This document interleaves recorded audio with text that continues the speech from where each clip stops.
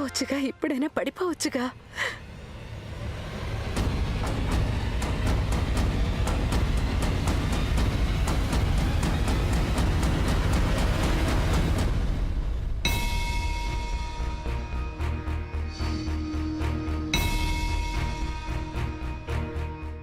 చూస్తుంటే కొత్త రాణిగారు మన రాణాగారి కోసం ఇంతకంటే చేసేలా లేరు.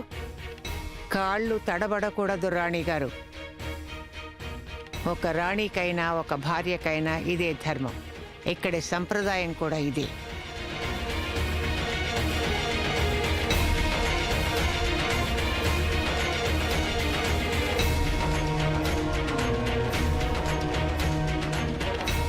ఇదే సంప్రదాయం అయితే నా పాదాలు తొణకూడదు. నా కుటుంబం కోసం, నా కర్తవ్యం కోసం, మా రాణాగారి కోసం ఈ గృహప్రవేశ తంతుని నేను ఎలాగైనా పూర్తి చేస్తాను.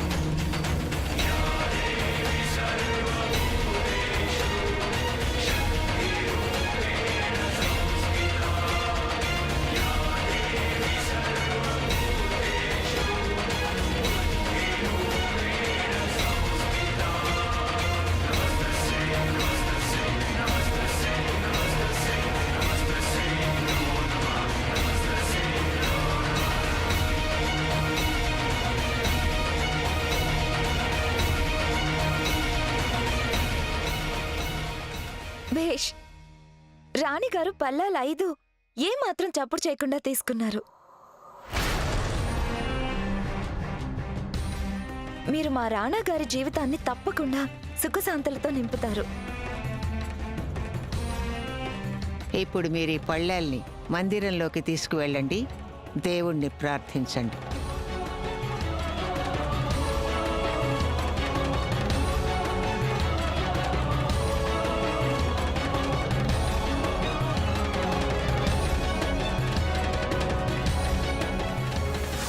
అయ్యో భగవంతుడా, ఇక్కడ అనర్థం జరిగిందే.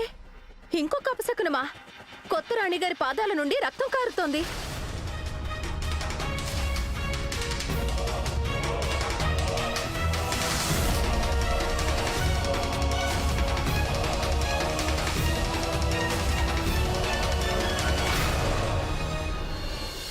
అరే, రాణిగారి పాదాల గుర్తులు సాక్షాత్తు లక్ష్మీదేవిని తలపిస్తున్నాయి.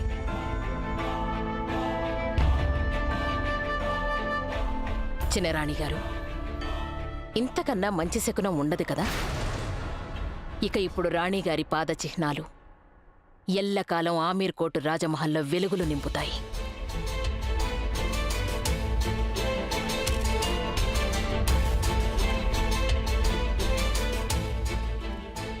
ఇంతకీ మీకీ గాయం ఎలా తగిలింది?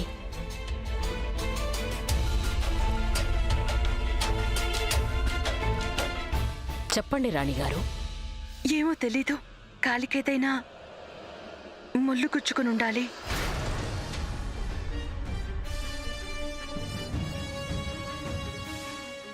అదెలా సాధ్యపడుతుంది? ఇక్కడ పువ్వులు పరిచే ముందెవ్వరూ తగిన జాగ్రత్త తీసుకోలేదా? రాజమాత, నేననుకోవటం ముళ్ళు ఈ పువ్వుల్లో కాదు, బయట గుచ్చుకుని ఉండాలి. ఆ బాంబు పారేయటానికి నేను రాణాగారితో వెళ్ళినప్పుడు బయటెక్కడో ఆ ముళ్ళు గుచ్చుకుని ఉండాలి. అవును రాజమాత, అలాంటిదే ఏదో జరుగుండాలి. ఏదో చిన్న ముళ్ళు గుచ్చుకుంటే కొత్త రాణిగారికి వెంటనే తెలుసుండదు. కావచ్చు, అలాగే జరుగుంటుంది.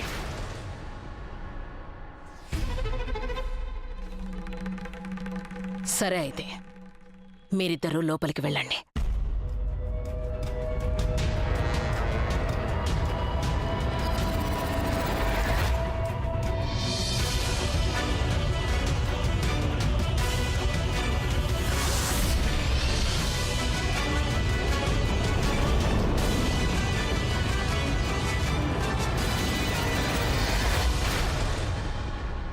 మీరు ఆమీర్ కోట్కి రాణిగారు. మిమ్మల్ని ఇలా అడుగడుగున ఆదుకోవటం మా కర్తవ్యం. మేము మీ రాణిగారికి సాయపడ్డాం రాణాగారు. మా రాణి గారిని కాపాడుకోవడం మా బాధ్యత. అలాగే మాకు ఆ బాధ్యత ఎలా నిర్వర్తించాలో బాగా తెలుసు.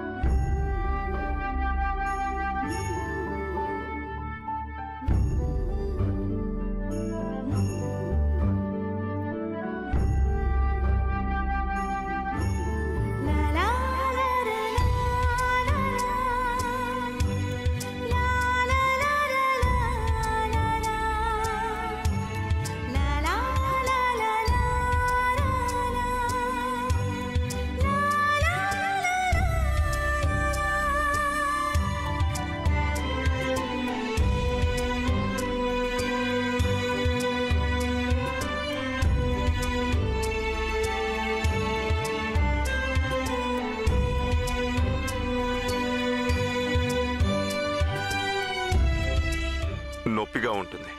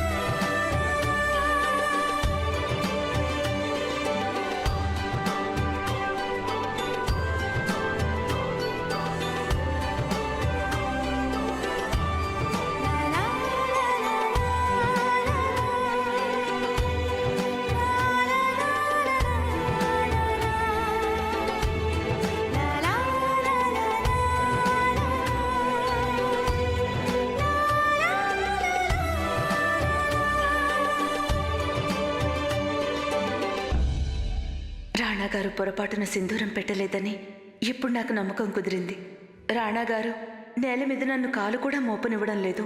నా మీద ఎంత ప్రేమున్న రాణాగారు నాకు సింధూరం ఎందుకు పెట్టరు?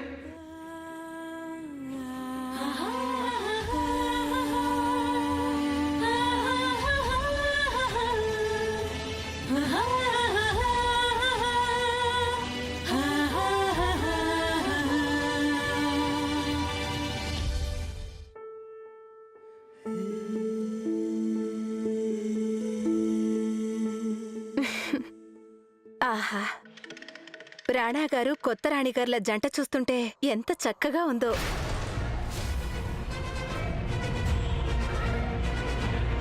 కానీ ఏం చేస్తాం రాణాగారు? మరో 5 రోజుల పాటు మీరు రాణిగారికి దూరంగా ఉండక తప్పదు. ఏం పంతులు గారు?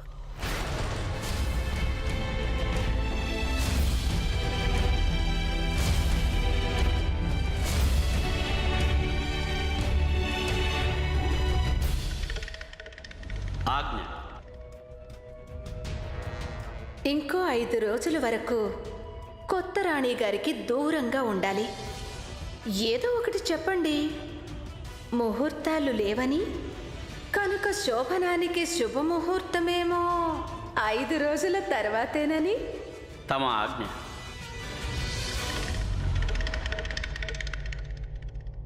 చిత్తం. చిన్నరాణి గారు చెప్తున్నది నిజం.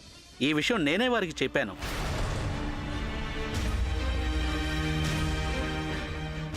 గ్రహస్థితి ఈ సమయంలో సరిగ్గా లేదు.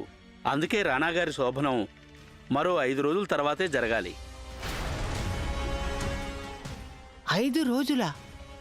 ఈ 5 రోజుల్లో ఏదైనా జరగచ్చు.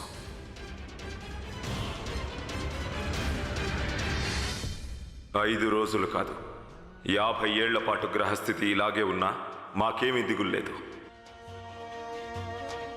నేను 5 రోజుల పాటు రాణాగారికి దూరంగా ఉండలేను. నేను రాణాగారికి ఎలాగైనా ఈ రాత్రే చేరువ కావాలి. నా పాపెట్లో వారి చేత సింధూరం పెట్టించుకోవాలి. ఇది మంచిదే. రాణాగారికి నచ్చ చెప్పడానికి నాకు మరికొంత గడువు దొరికింది. మేం వారికి నచ్చ చెప్తాం, మనస్ఫూర్తిగా గాయత్రిని స్వీకరించమని. అదీ కాక ఆమీర్ కోటికి వారసుడు కావాలి కదా. ఆమీర్ కోటకి వారసుడు పుట్టాలి అంటే రాణాగారు గాయత్రితో కాపురం చేయాలి. ఈ 5 రోజుల్లోనే గాయత్రిని మళ్ళీ పుట్టింటికి పంపించేస్తాం.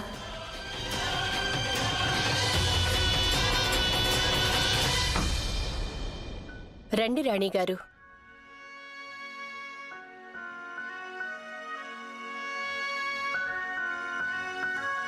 ఇదే మీరుండే గది. ఇప్పుడు పంతులు గారు సెలవిచ్చారు కనుక మీరు రాణాగారు 5 రోజుల వరకు విడిగా ఉండాలి. అందుకే మీరు ఆ 5 రోజులు ఈ గదిలో ఉంటారు. రాణాగారు తమ గదిలో ఉంటారు. ఇంతకీ వారి గది ఎక్కడుంది? వారి గది అంటే? వారే. అది వివాహం జరిగాక అలాగే పిలవాలి కదా. మీ గదిలోంచి బయటికి రాగానే అటు పక్కన ఎడంవైపు ఉన్న గది మీ వారి గది. అదే రాణాగారి గది. యశోద గారు, ఈ మహలుకి నేను కొత్తగా వచ్చాను. నేనిక్కడ పద్ధతుల్ని నేర్చుకోవాలి. మీరు నాకు సహాయం చేస్తారుగా? అలాగే రాణిగారు. ధన్యవాదాలు. పదండి.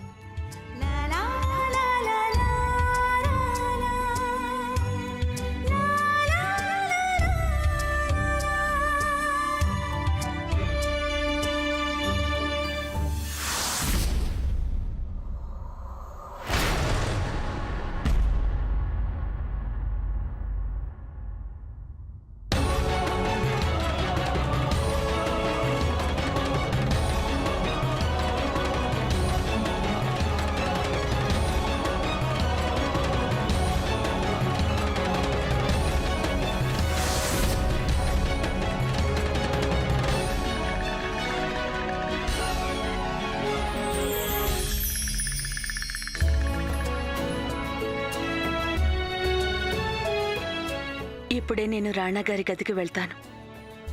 వారిని అడుగుతాను నా పాపెట్లో సింధూరం పెట్టమని. అప్పుడు ఆ తంతు కూడా పూర్తవుతుంది.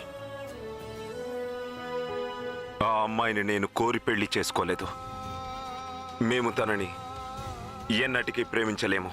రాజమాత ఆమెను ఆమీర్ కోటికి రాణినైతే చేయొచ్చు, కానీ ఆమె మా భార్య కాలేదు. సులక్షణ, మా మనస్సులో కేవలం మీరే ఉన్నారు.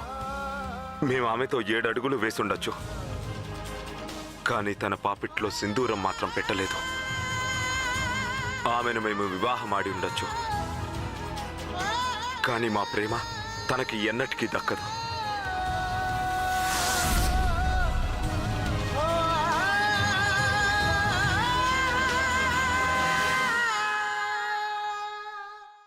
సులక్షణ, మేము మీకు మాటిస్తున్నాం. తన పాపిట్లో మేము ఎన్నటికీ సింధూరం పెట్టం. మమ్మల్ని నమ్మండి.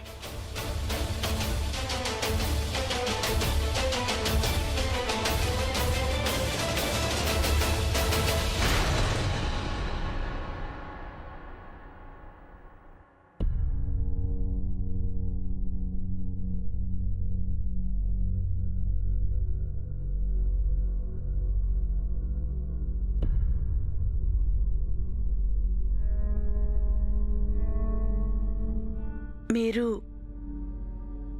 నా పాపిట్లో సింధూరం ఎందుకు పెట్టలేదు?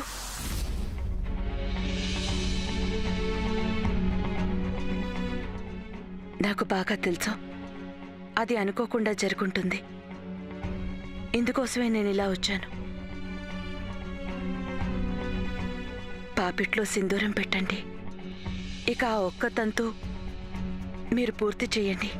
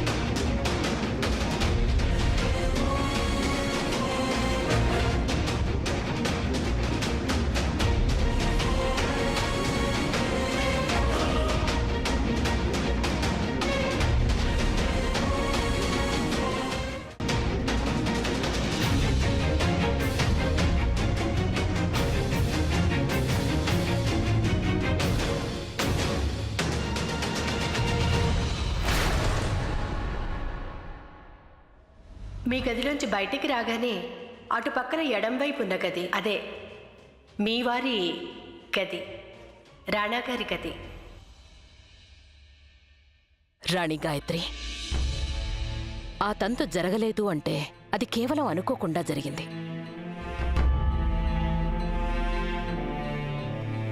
అయినా మీ పాపిట్లో సింధూరం కనిపిస్తూనే ఉంది కదా.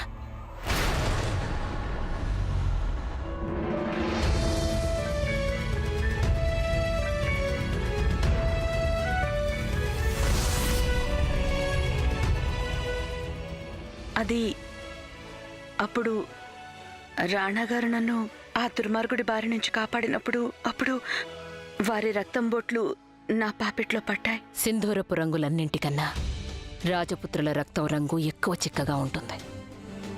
తన రక్తంతో రాణాగారు నీ పాపిడి నింపారు. స్త్రీకి అంతకన్నా వేరొక సౌభాగ్యం అవసరం లేదు. ఈ విషయాల గురించి రాణాగారితో మీరెప్పుడూ ప్రస్తావించకండి. మేం మీతో చెప్పాం కదా, రాణాగారు చిన్న చిన్న విషయాలను కూడా చాలా పట్టించుకుంటారు. మీకిది తెలుసా? మండపంలో ఏదో లోపం ఉందని మండపం వదిలి వెళ్ళిపోయారు. సింధూరం పెట్టలేదన్న విషయం ఒకవేళ ఆయనకు తెలిస్తే ఈ పెళ్లి సుసంపన్నం అయినట్టు ఎన్నటికీ వారు అనుకోలేరు.